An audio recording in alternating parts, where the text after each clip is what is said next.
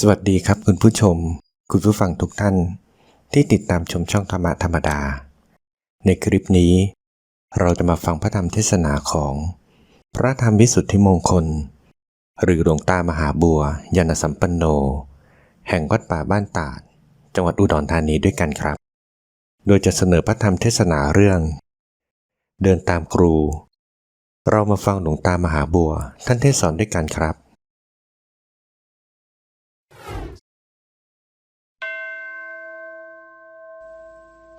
พื้นเพของจิตใจทั้งสัตว์ทั้งบุคคลเป็นสิ่งที่สกปรกรกรุงรังอยู่ด้วยเชื้อแห่งวัฏจักรวัฏวนรากเหง้าข้อมูลของวัฏจักรวัฏวนมีอยู่ในจิตใจของสัตว์และบุคคลแห่งเดียวเท่านั้นไม่มีในที่อื่นใดอากาศกว้างแสนกว้างอวกาศกว้างไม่มีประมาณแผ่นดินหนาขนาดไหนแม่น้ำมหาสมุทรลึกเพียงไรสิ่งเหล่านี้ไม่ไปก่อความรกรุงรังใส่ในสถานที่ดังกล่าวนี้เลยแน่นิดเดียวเพราะไม่เหมาะสมกับสิ่งเหล่านี้สิ่งที่เหมาะสมกันก็คือใจเพราะฉะนั้นสัตว์โลกหรือมนุษย์เฉพาะอย่างยิ่งมนุษย์เราคาดการเกิดการตายเกิดตายสูงคาดเท่าไรจึงไม่มีความถูกต้องหาความถูกต้องไม่ได้จะคาดไปตั้งกับตั้งกันก็เช่นเดียวเราหารอยเท้าของสัตว์บนอากาศนั่นแหละเพราะไม่มีสัตว์ตัวใดจะไปเหยียบเป็นร่องรอยไว้ตามอากาศนอกจากตามพื้นที่ที่สัตว์ควรเดินได้เท่านั้น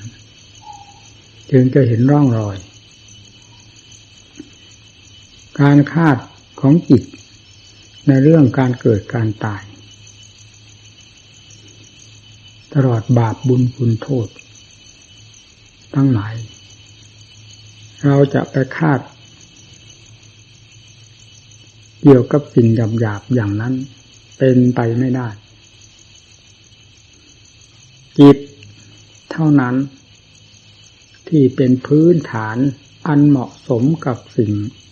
รกรุงรังทั้งหลายเหล่านี้ด้วยเป็นสิ่งที่เหมาะสมกับทำเครื่องชะล้างสิ่งสกปรกรกรุงรังทั้งหลายเหล่านี้ให้สะอาดไปโดยลำดับจนกระทั่งถึงสะอาดเต็มที่ด้วยมีจิตเท่านั้นเป็นภาชนะที่เหมาะสมทั้งสองอย่าง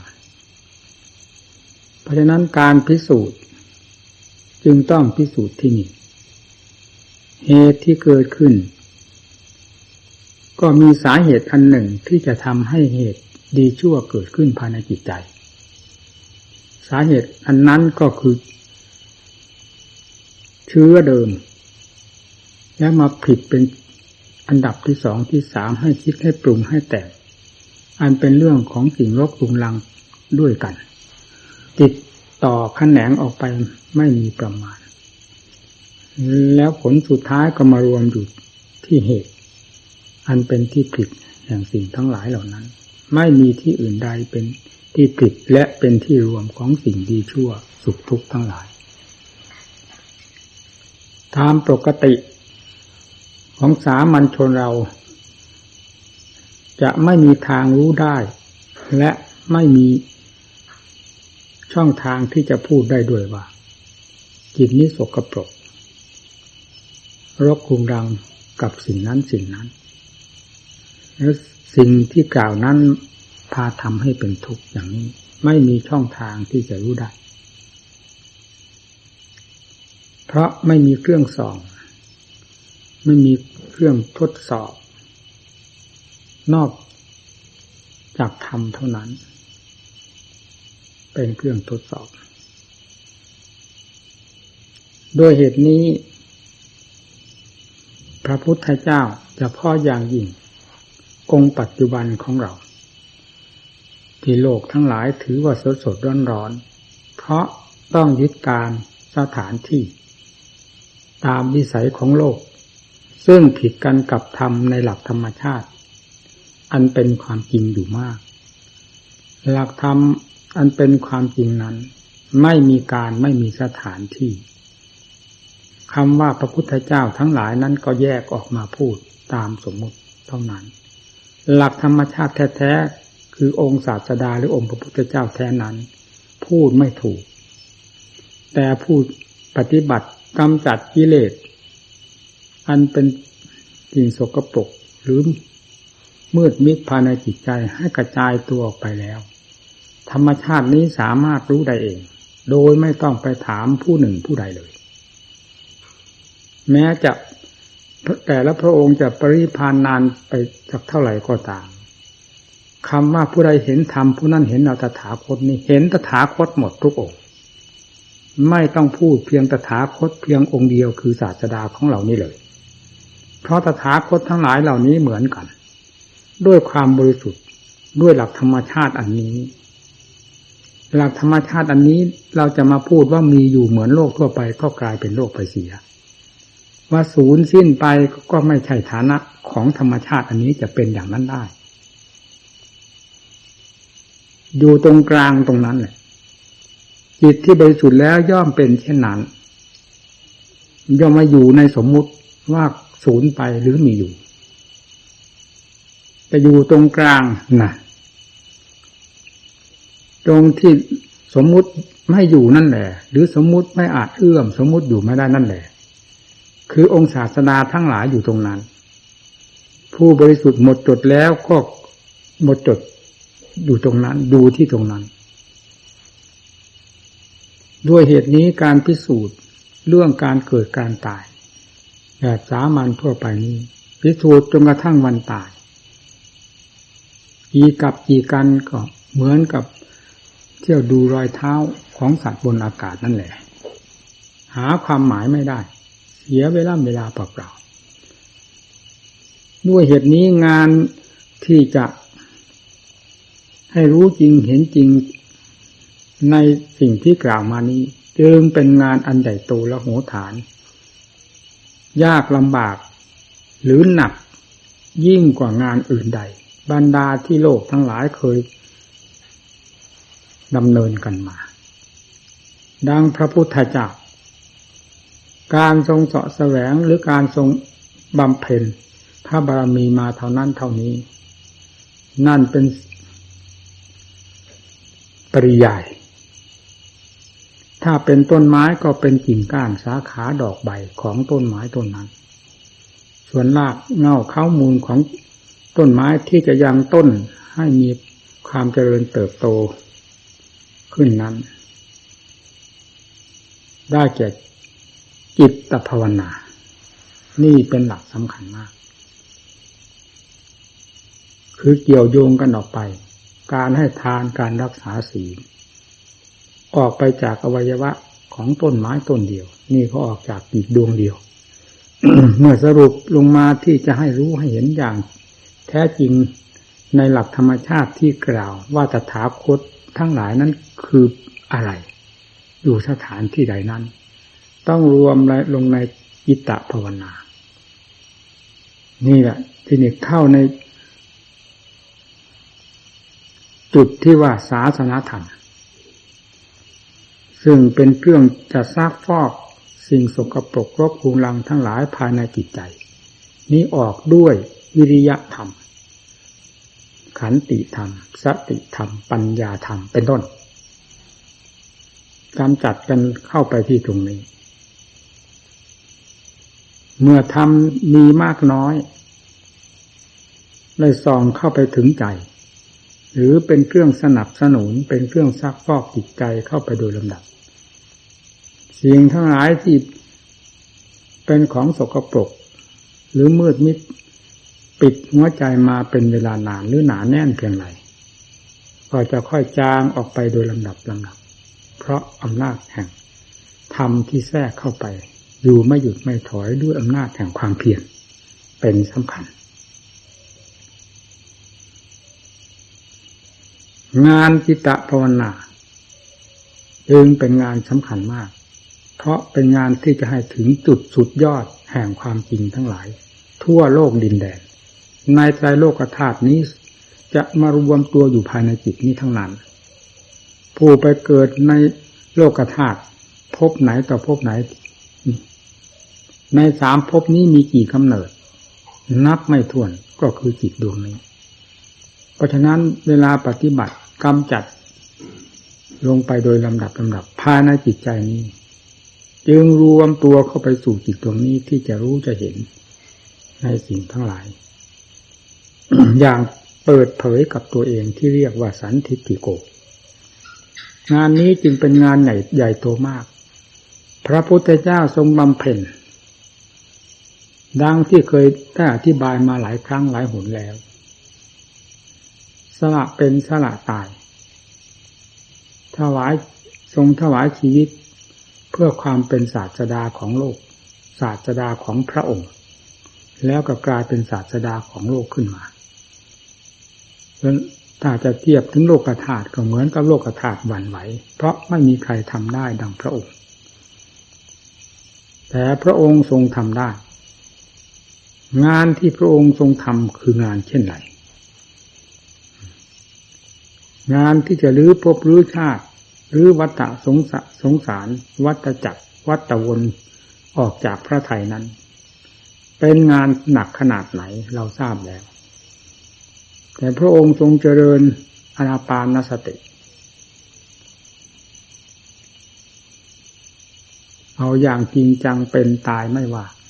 ขอให้รู้แจ้งแทงทะลุเป็นที่พอพระทัยผลสุดท้ายก็สำเร็จดังพระทัยหมายไว้เป็นศาสดาของพระองค์อย่างเต็มภูมิแล้วก็เป็นศาสดาของโลกและเรื่อยมาจากพระโอวาทคำสั่งสอนของพระพุทธเจ้าจนมาถึงปัจจุบันนี้คือพวกเราทั้งหลายได้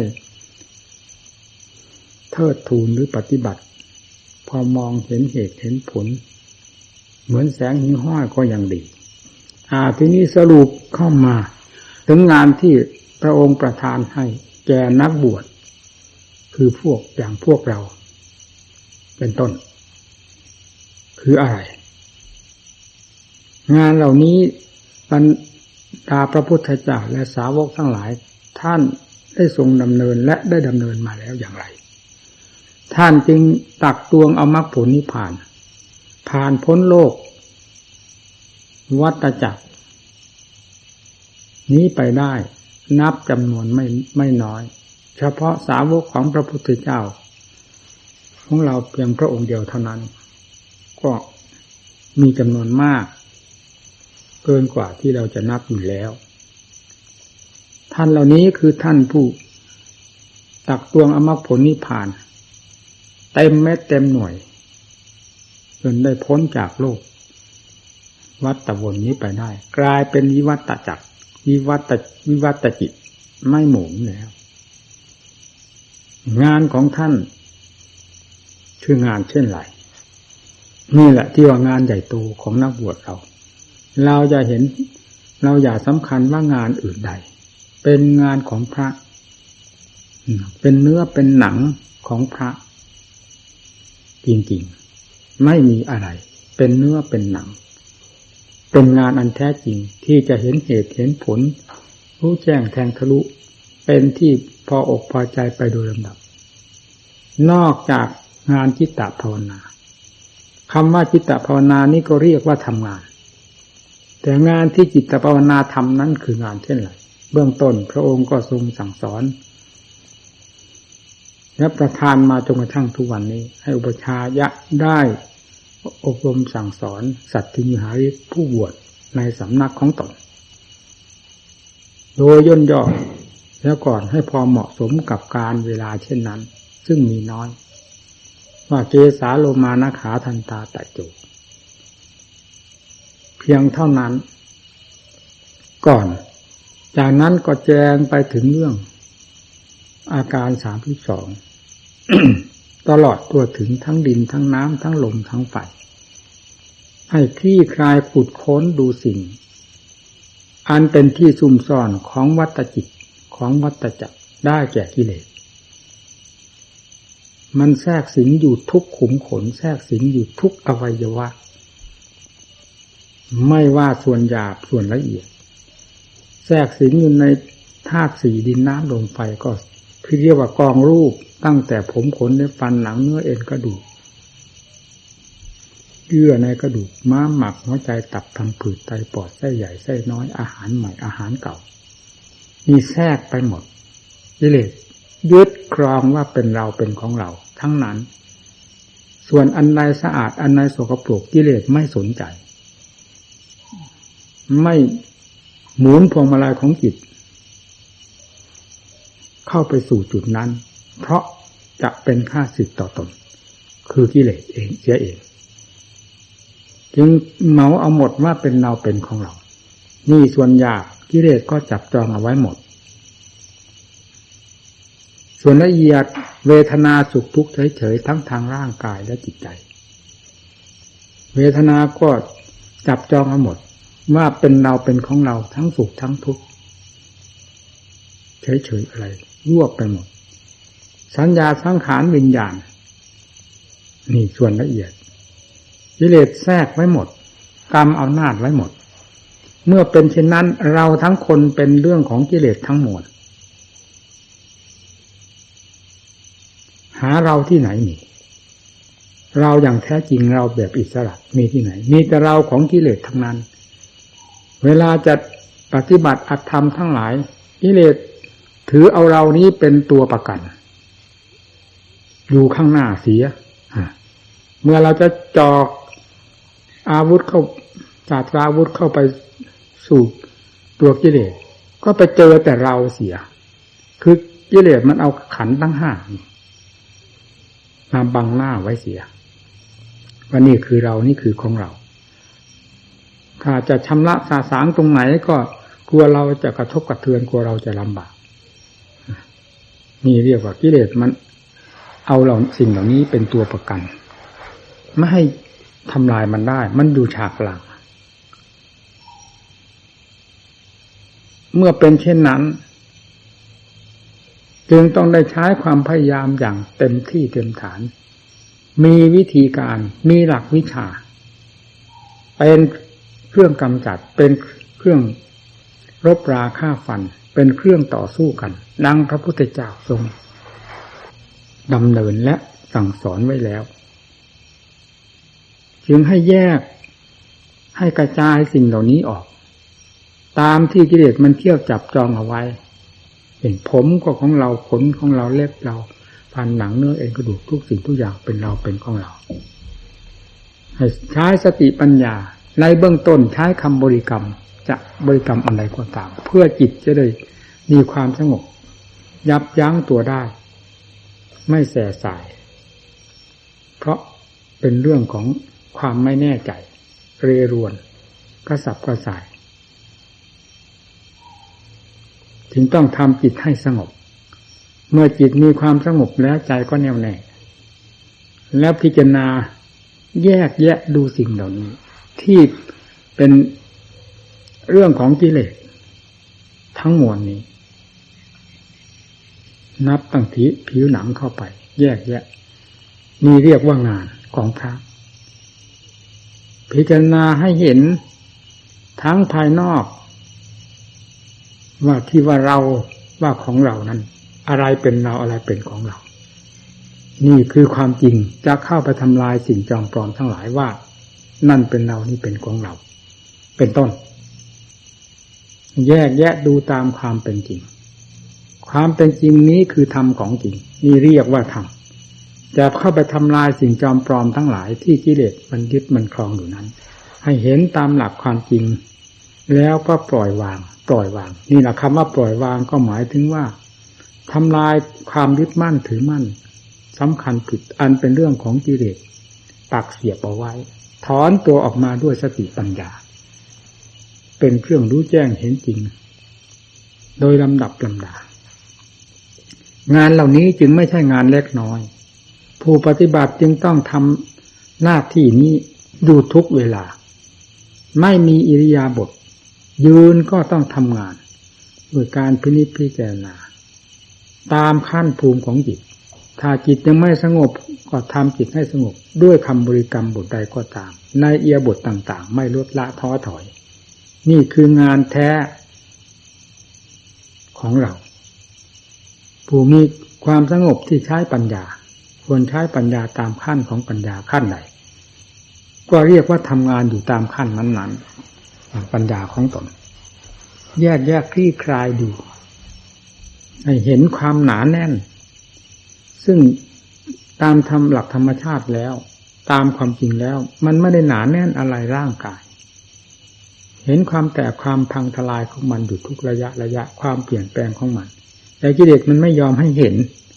มันปักเสียบลึกลงถึงขั้นนิจจังขั้นสุขขังแม้จะทุกข์เต็มตัวมันก็ว่าสุขขังอนัตตาเต็มตัวมันก็ปักเสียบลงไปว่าเป็นอัตตาเป็นเราทั้งหมดนี้ล้วนแล้วแต่สิ่งจอมปลอมที่แทรกสิงอยู่นี้สิ่งที่แทรกสิงอยู่นี้แหละคือภัยของจิตไม่ใช่สิ่งอื่นใดเป็นภัยของจิตเราอย่าไปมองดินฟ้าอากาศที่ไหนๆว่าเป็นภัยของจิตคือสิ่งเหล่านี้เท่านั้นเป็นภัยของจิตผู้ปฏิบัติจึงต้องคุ้ยเขี่ยขุดค้นลงไปตามสิ่งที่เป็นภัยมันแทรกซึมอยู่ที่ตรงไหนมันยึดตรงไหนเป็นทุกข์ตรงนั้นเป็นทุกข์เป็นผลของกิเลสความยึดความสำคัญมั่นหมายในทางให้ยึดให้ถือให้รักชอบเกลียดโกรธต่างๆล้วนแล้วแต่เป็นเรื่องของกิเลสทั้งมวลเต็มอยู่ภายในตัวนี้และเต็มอยู่ภายในจิตใจของเราจึงต้องอาศัยการคลี่คลายพินิจพิจารณาอยู่ไม่ลดละท้อถอยจนกระทั่งรู้แจ้งชัดเจนตามหลักความจริงในส่วนใดเช่นรูปประขันธ์ความจำปลอมของกิเลสที่ยึดครองเอาไว้นั้นก็สลายตัวไปจากนั้นเหลือแต่ความจริงรูปประขันธ์ก็ทราบว่ารูปประขันธ์ตามหลักความจริงไม่ยึดมั่นถือมั่นความหนักหน่วงทวงจิตใจที่เคยเป็นมาก็ถอนตัวออกมาได้ขั้นเป็นขั้นนี่งานของผู้จะรื้อภพรื้อชาติหรือวัฏสงสารซึ่งเต็มอยู่ภายในจิตใจนี้ไม่มีอยู่ในที่อื่นใดต้องรื้อแบบนี้พิจารณาอย่างนี้นี่เป็นประเภทหนึ่งของที่ความจอมปลอมแต่ทำลายแล้วกำแพงอันหนาแน่นอันนี้ออกไปเหลือแต่สมบัติของกิเลสประเภทหนึ่งอีกแต่ละอย่างที่ละเอียดเข้าไปโดยลำดับที่มันปักเสียบไว้อย่างลึกๆจมอยู่ภายในจิตได้แก่พวกสัญญาสังขารเวทนาวิญญาณนี่ว่าเราทั้งนั้นแยกแยะเห็นตามความจริงของมันมีแต่ความเกิดความดับทุกข์ก็เป็นเพียงทุกข์เป็นความจริงอันหนึ่งเท่านั้นสุขเกิดมาก็สักว่าเป็นความจริงอันหนึ่งแล้วก็ดับไปขึ้นชื่อว่าสมมุติแล้วไม่มีอะไรที่จะคงเส้นคงวาอยู่ในหลักของอนิจจังทุกขังอนัตตาทั้งสิ้นยึดเป็นตัวเป็นเราเป็นเขาเป็นของเราของเขาได้อย่างไรหาที่ไว้ใจได้อย่างไรกับสิ่งที่หมุนติ้วอยู่ด้วยความอนิจจังทุกขังอนัตตาเช่นนี้เหมือนฟุตบอลกิ้งไปกิ้งมาอยู่ด้วยความแปรสภาพหาความยั่งยืนหรือหาความแน่นอนของใจได้อย่างไรพิสูจน์เข้าไปด้วยสติปัญญาขั้นนี้เป็นขั้นปัญญาให้เห็นมันออกมาจากไหนทุกขเวทนาทางกายอาศัยกายเกิดขึ้นแต่ไม่ใช่กายสุขเกิดขึ้นก็ไม่ใช่มันเป็นเวทนาเหมือนกันอุเบกขาเกิดขึ้นภายในกายก็ไม่ใช่กายมันเป็นความจริงอันหนึ่งที่ปรากฏขึ้นแล้วดับไปทั้งที่ร่างกายยังไม่ดับสิ่งเหล่านี้มีการเกิดดับอยู่เสมอเช่นนั่งนานก็เกิดพอเปลี่ยนอิริยาบถมันก็หายเนี่ยคือความเกิดความดับของมันนี่พูดถึงเวทนาทางกายเมื่อพูดถึงเวทนาทางกายแล้วมันก็ไม่พ้นที่จะเข้าสู่เวทนาทางจิตเพราะจิตมีความกระเพื่อมตัวออกมาสำคัญมั่นหมายในสิ่งใดที่ขัดกับความต้องการของตนมันก็เป็นทุกข์ขึ้นมา ถูกกับความต้องการของตนก็แสดงความรื่นเริงอันเป็นความลืมเนื้อลืมตัวอยู่ภายในจิตออกมามันไม่ใช่ของดีมันเป็นของจอมปลอมด้วยกันทั้งสองอย่างนี้นี่ถ้าปัญญาพิจารณาลงไปแล้วจะเห็นความจอมปลอมมันมีอยู่รอบจิตไม่ว่าจะเกิดทางสัญญาไม่ว่าจะเกิดทางเวทนาเกิดทางสังขารเกิดทางวิญญาณมันล้วนแล้วตั้งแต่ของจอมปลอมทั้งนั้นเพราะเจ้าจอมปลอมเป็นผู้ผลิตขึ้นมาให้ยึดให้ถือให้สำคัญมั่นหมายสติปัญญามีเท่าไหร่ทุ่มลงไปให้เห็นตามหลักความจริงอันนี้สิ่งเหล่านี้จะแจ้งชัดขึ้นภายในปัญญาของผู้ปฏิบัตินั่นแหละเมื่อแจ้งชัดตรงไหนแล้วก็จำเป็นอะไรจะต้องไปดูอีกคำว่าแจ้งชัดเต็มที่แล้วนั้นจะหาอะไรมาแทรกอีกได้อย่างไรเพราะเต็มที่แล้วในขั้นนี้เต็มที่แล้วในขั้นนี้เต็มที่แล้วเต็มที่แล้วเข้าไปโดยลำดับทีนี้เราจะหาบุญหาบาปที่ไหนที่นี่เมื่อไล่กันเข้าไปตะล่อมมันเข้าไปกิเลสทั้งมวลที่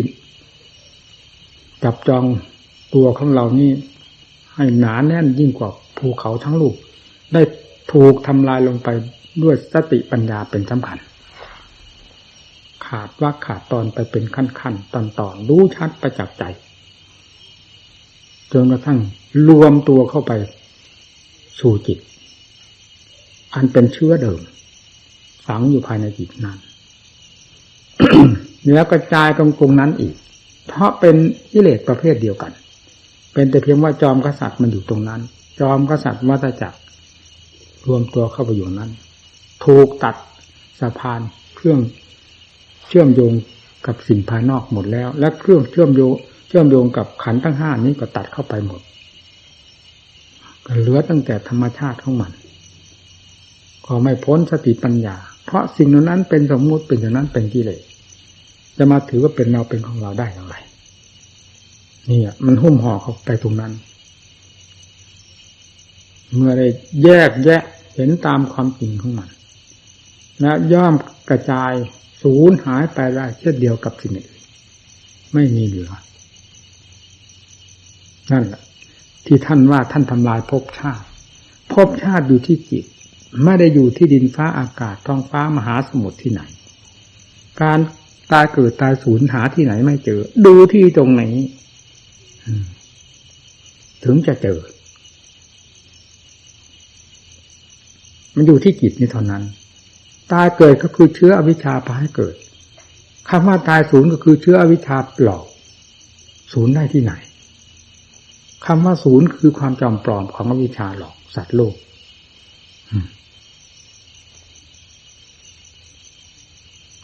เมื่อความจริงให้เต็มภูมิภายในใจแล้วจะทราบ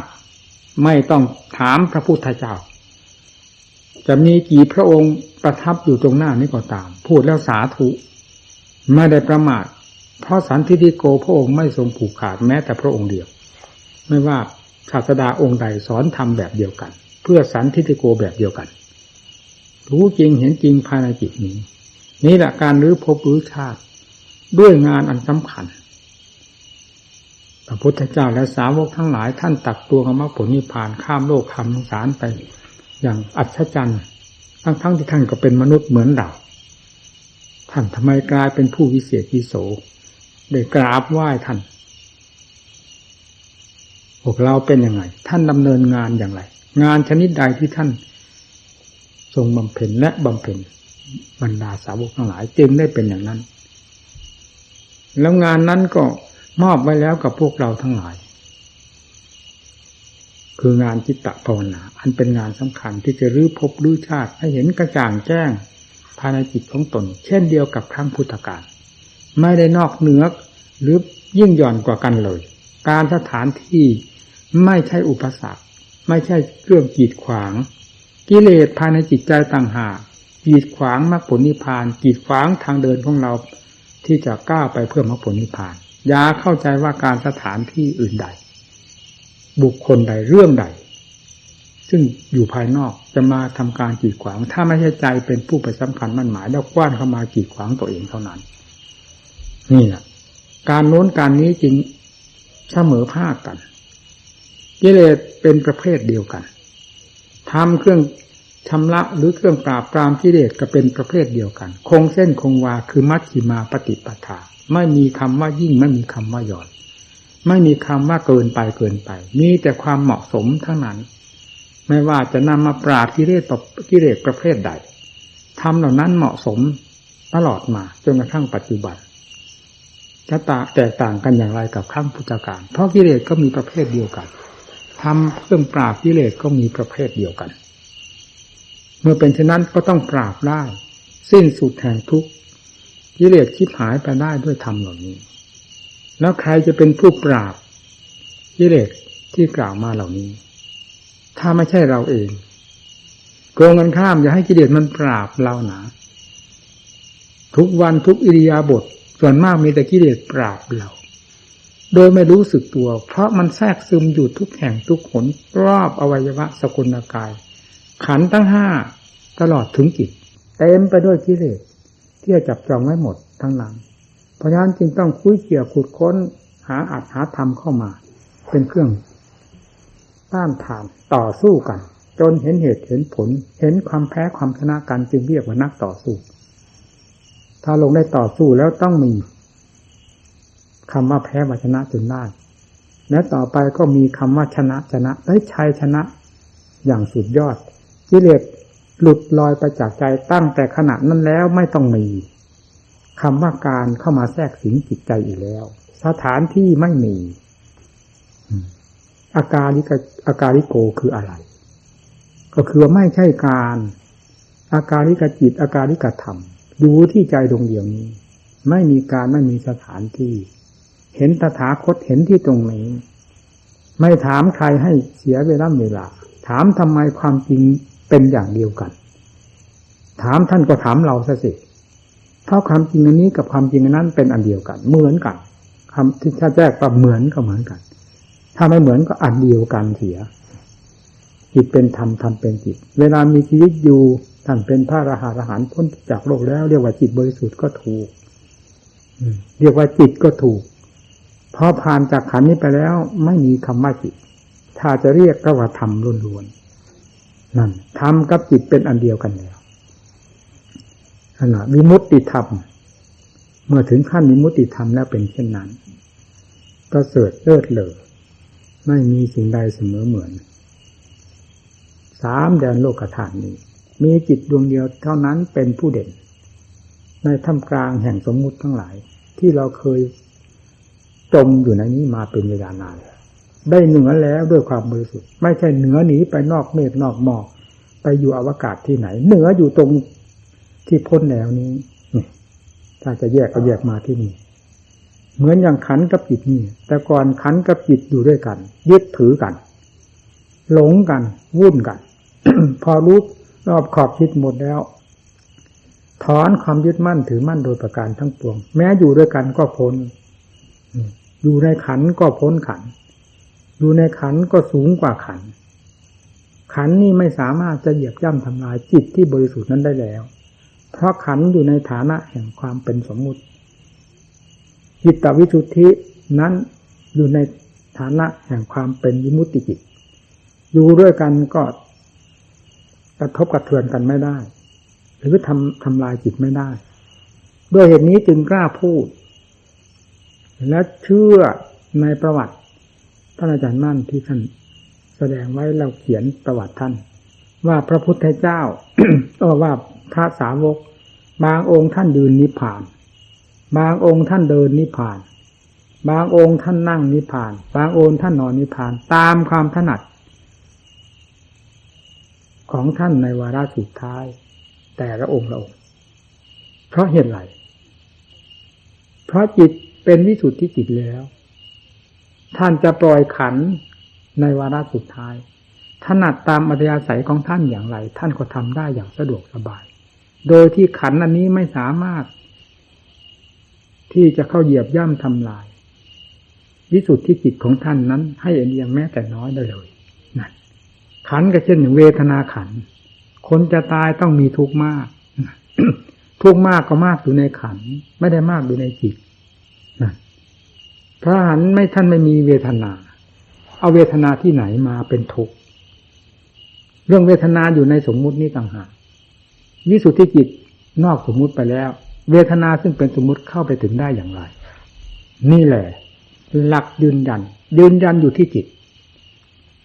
ไม่ได้ยืนยันอยู่ที่อื่นแต่ก่อนจิตเป็นยังไงเวลาทุกขเวทนาเกิดขึ้นภายในร่างกายจิตใจกระวนกระวายหรือระส่ำระสายไหมไม่ต้องบอกเลยกลายเป็นจิตเวทนาขึ้นมาอีกทุกขเวทนาภายในจิตอีกทีหนึ่ง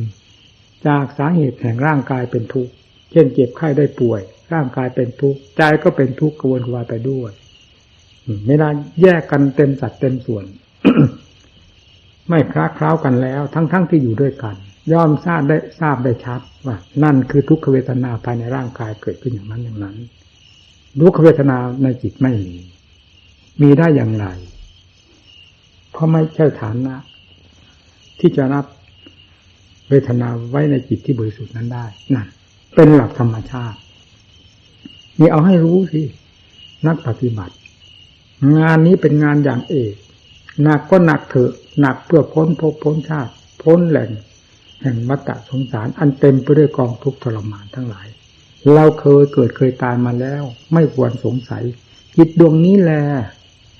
ตัวที่ถูกหมอบราบจากกิเลสให้พาขยี้ขยำตำให้แหลกอยู่ตลอดมาด้วยความทุกข์ความทรมานแต่ไม่ชิบหายจิตดวงนี้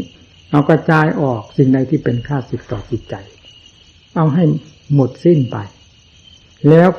แดนของความประเสริฐเราไม่ต้องถามใครแหละจะรู้ตรงนั้นที่ไม่ประเสริฐก็เพราะเรื่องของความเลวทรามเรื่องของความโลภรุงรังเรื่องของสิ่งทรมานได้แก่กิเลสทั้งหลายมันเข้าเหยียบย่ำทำลายอยู่ในภายในจิตใจหุ้มห่อจิตใจดวงประเสริฐจนกลายเป็นของเลวต่ำช้าเลวทรามไปตามมันเสียแล้วก็ดิ้นไปตามมันโดยไม่รู้สึกตัวนี่เวลากำจัดกันออกได้หมดโดยสิ้นเชิงไม่มีเหลือแล้วอันใดจะเหมือนจิตนี้ล่ะในโลกนี้ไม่มีอันใดเหมือนไม่เหมือนกับอันใดคือธรรมชาติที่บริสุทธิ์เห็นอยู่ในระหว่างแห่งขันนี่แหละอยู่ในท่ามกลางแห่งขันนี่แหละไม่อยู่ที่ไหนความบริสุทธิ์ความประเสริฐอยู่ที่นี่ไม่อยู่ที่ไหนเวลาขันสลายลงไปแล้วไม่ต้องพูดตั้งแต่ขณะนี้ก็ไม่สงสัยแล้วตายแล้วไปสงสัยหาอะไรนี่งานหนักขนาดไหนเวลาผลที่ได้ก็เป็นที่พึงพอใจตลอดอนันตกาลอีกด้วยไม่มีคำว่าอนิจจังทุกขังอนัตตาจะตามต้อนตามตื้อได้อีกเหมือนแต่ก่อนเหยียบย่ำทำลายเหมือนแต่ก่อนไม่ได้เป็นอิสระหนักเท่าไรก็เอาถ้าเราเล็งดูเหตุผลแห่งความ วิเศษของจิตแห่งความพ้นจากความทุกข์ทั้งมวลแล้วความเพียรเท่าไรเราทุ่มได้ทั้งนั้นผู้มีเหตุผลแล้วต้องทุ่มกันลงได้นอกจากให้กิเลสเป็นตัวเหตุผลเสียอย่างเดียวจะไม่มีเวลาทำอะไรได้เลยเดินจงกรมชั่วขณะก็จะตายบังคับจิตใจเล็กๆน้อยๆพอกิเลสมันตื่นนอนเท่านั้นก็หงายไปแล้วนี่เป็นเรื่องของกิเลสทั้งมวลที่แทรกอยู่ในวงงานแห่งความเพียรของพวกเราแต่เราไม่ทราบขอให้ทราบมันโดยลำดับตั้งแต่บัดนี้ไปเราเดินจงกรมอยากเข้าใจว่าเราทำความเพียรโดยถ่ายเดียวกิเลสทำงานอยู่กับทางจงกรมอยู่กับกิริยาแห่งการทำความเพียรของเราทุกอิริยาบถเราไม่ทราบมันได้เพราะวิแววแห่งความฉลาดสติปัญญาของเราไม่เพียงพอที่จะทราบมันได้ต่อเมื่อทำเหล่านี้ฉายแสงออกมาเราจะทราบได้ทุกระยะจนกระทั่งปราบให้เรียบวุฒิภายในจิตใจเอาที่นี่กิเลสมันออกจากจิตใจเราแล้วมันอยู่ในใจของสัตว์โลกอยู่ในใจของสัตว์ของบุคคลใดก็ตามแสดงออกมาอะไรรู้หมดปิดไม่อยู่ที่นี่เอาหัวใจเราไม่มีมันอยู่กับหัวใจใดมันแสดงออกมาในกิริยาท่าทางใดเป็นกิเลสประเภทใดรู้หมดเพราะเรียนมันจบแล้ว ทำไมจะไม่รู้มันไปถามที่ไหนเพราะมันเคยกองอยู่ภายในใจเราแล้วถูกกำจัดมันให้ราบเรียบไปจากนี้แล้วทำไมจะไม่รู้นั่นเมื่อกำลังพอกันแล้วความสามารถพอกันแล้วไม่ต้องไปถามใครผู้ทั้งนั้นพากันประพฤติปฏิบัติอย่าลืมเนื้อลืมตัวไม่มีสิ่งใดที่จะเป็นสิ่งที่ไว้ใจได้ในโลกทั้งสามนี้นอกจากธรรมเท่านั้นธรรมนี่แน่นอนเป็นที่อบอุ่นเป็นที่เย็นใจตั้งแต่เริ่มแรกได้ปรากฏผลขึ้นมาคือความสงบเย็นใจนี่แหละสาระของใจคือธรรมไม่มีสิ่งอื่นใดเป็นสาระของใจได้วัตถุเป็นวัตถุน้ำเป็นน้ำดินเป็นดินลมเป็นลมไฟเป็นไฟไม่มีใครเอามันไปได้เกิดก็อาศัยสิ่งเหล่านี้มาผสมผสานกันแล้วก็ไปยึดครองว่าเป็นเราเป็นของเราไปชั่วระยะการเท่านั้นแล้วก็สลายลงไปไม่มีใครแบกหามหรือยกยอไปได้ติดตัวไปได้เราอย่าสงสัยสิ่งเหล่านี้จิตใจคิดไปในแง่ใดในเรื่องของสมมุติให้เพิ่งทราบว่าเป็นแง่ที่เป็นตาข่ายที่เคยครอบหัวเรามาแล้วเป็นเวลานานอย่าเสียดายความคิดทั้งหลาย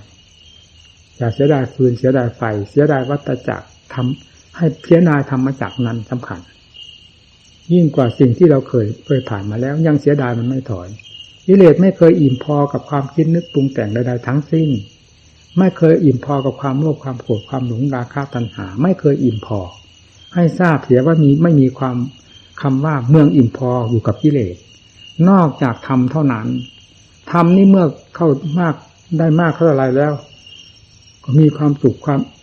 อิ่มเข้าไปโดยลำดับจนกระทั่งถึงขั้นพอตัวแล้วอิ่มเต็มตัวนั่นตั้งใจกิเลสพาคนให้อิ่มที่ไหนธรรมพาผู้เข้าถึงเต็มภูมิแล้วอิ่มเต็มที่อิ่มเต็มภูมิไม่มีเวลาบกพร่องตลอดกาลไหนๆเอาความเพียรเราที่ทุ่มลงไปด้วยความเสียสละเป็นตายนี้ทำไมจะไม่คุ้มค่ากันกับธรรมเหล่านั้นเล่า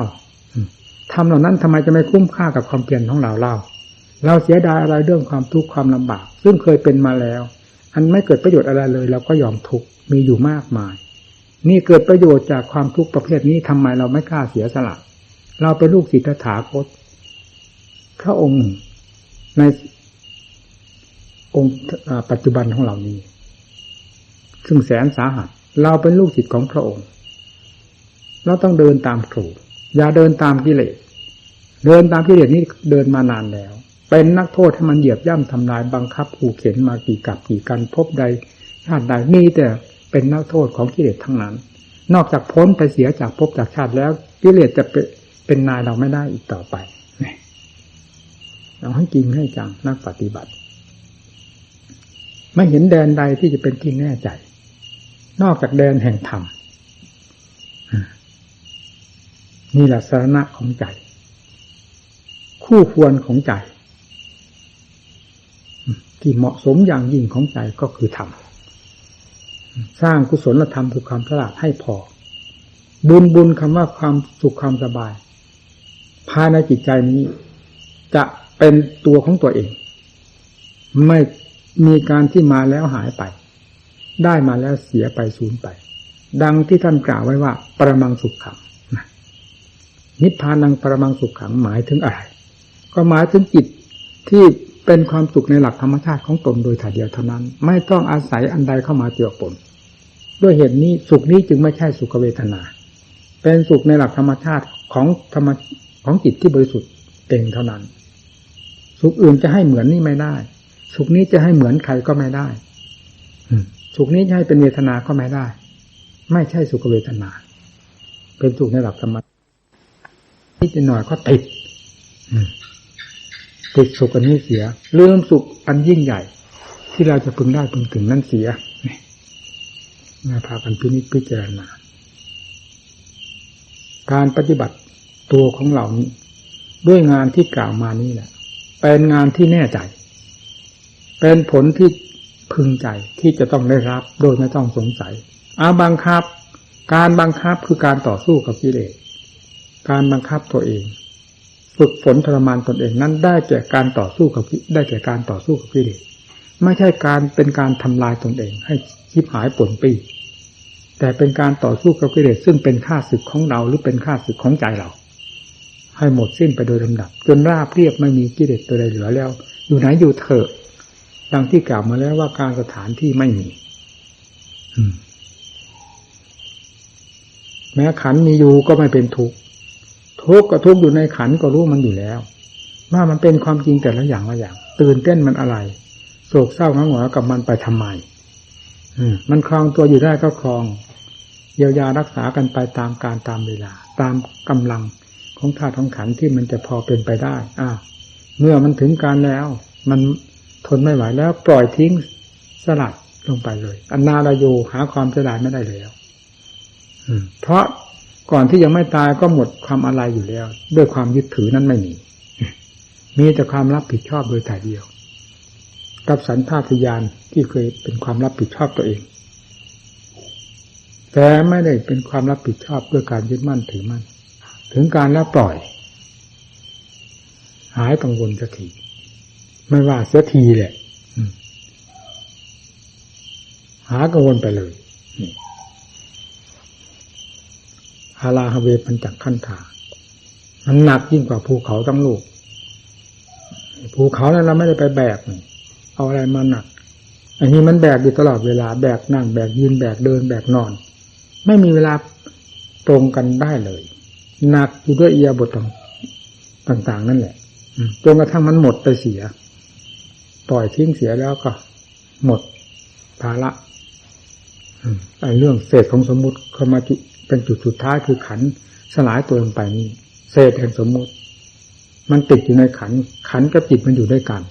จึงเรียกว่าเศษแห่งสมมุติทำไมจึงว่าเศษแห่งสมมุติก็มายึดถือมันนี่มันอาศัยกันอยู่จะทำไงปฏิบัติรักษากันไปพาอยู่พากินพาหลับพานอนพาขับพาถ่ายช้าล้างกันไปอย่างนั้นจนถึงวาระสุดท้ายก็ปล่อยไปไม่รอดแล้วก็อยู่เสียสมบัติของดินเป็นดินเป็นของน้ำเป็นน้ำของลมของลมเป็นลมของไฟเป็นไฟสมบัติที่บริสุทธิ์แท้เป็นของเราไม่ต้องแบกอันนี้ไม่เหมือนพาราฮาเวแหละแบกให้ยากให้ลำบากอะไรดูตัวของเรานั่นแหละตัวก็คือหมดทั้งร่างกายความเคลื่อนไหวทางกายเคลื่อนไหวออกมาทางวาจาสอมาจากใจใจมีสติปัญญารักษาตัวมากน้อยอย่างไรดูตรงนั้นเป็นสำคัญผู้มาปฏิบัติสำเนียกศึกษาให้ถึงใจทำอะไรให้มีความจงใจอย่าทำละเลาะแหละสักแต่ว่าทำใช่ไม่ได้ไม่ใช่ทางของนักบวชไม่ใช่ทางของพระพุทธเจ้าไม่ใช่ทางแห่งธรรมที่ท่านสอนไว้มีความจริงจังทุกอย่าง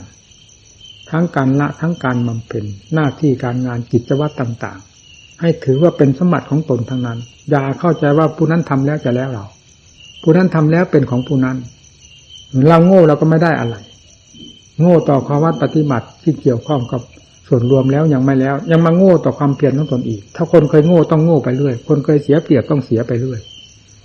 ไม่ว่าจะเสียเปรียบทางข้อวัดปฏิบัติที่ไม่ทันเขาพูดง่ายๆยังมาเสียเปรียบ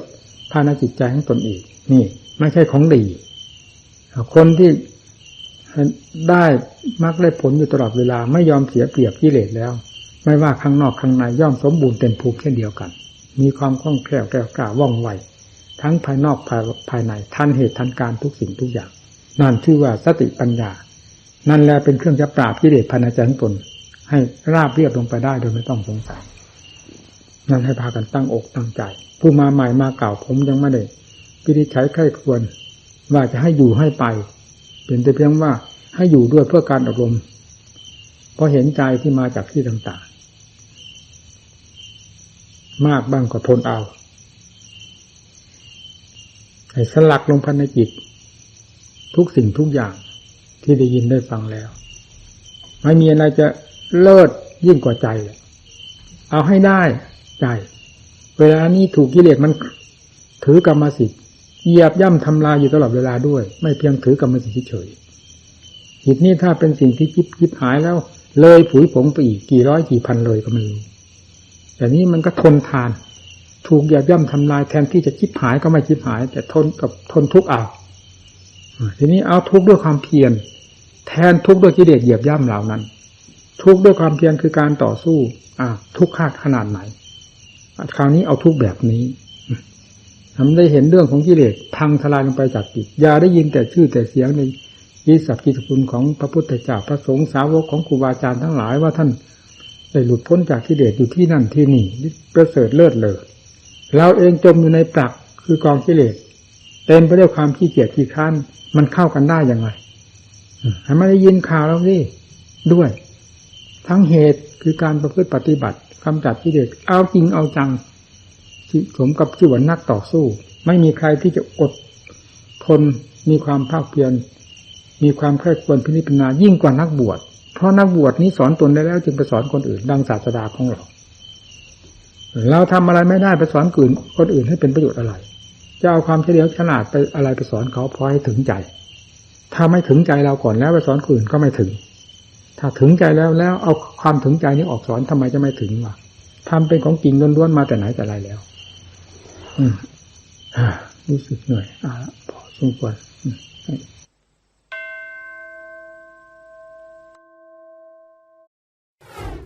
คนเรา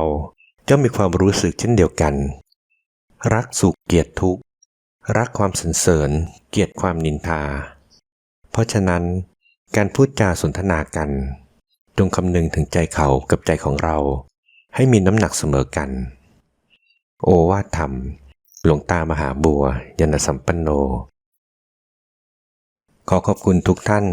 ที่ได้สนับสนุนช่อง YouTube ธรรมะธรรมดาด้วยครับทุกครั้งที่ท่านดูอย่าลืมช่วยกันกดไลค์กดแชร์เพื่อเป็นการทำให้คลิปธรรมะของเราได้มีการเผยแพร่ออกไปมากขึ้นและที่สำคัญอย่าลืมกดติดตามช่องธรรมะธรรมดาด้วยนะครับขออนุโมทนาบุญกับทุกท่านที่ร่วมรับฟังด้วยกันครับสาธุ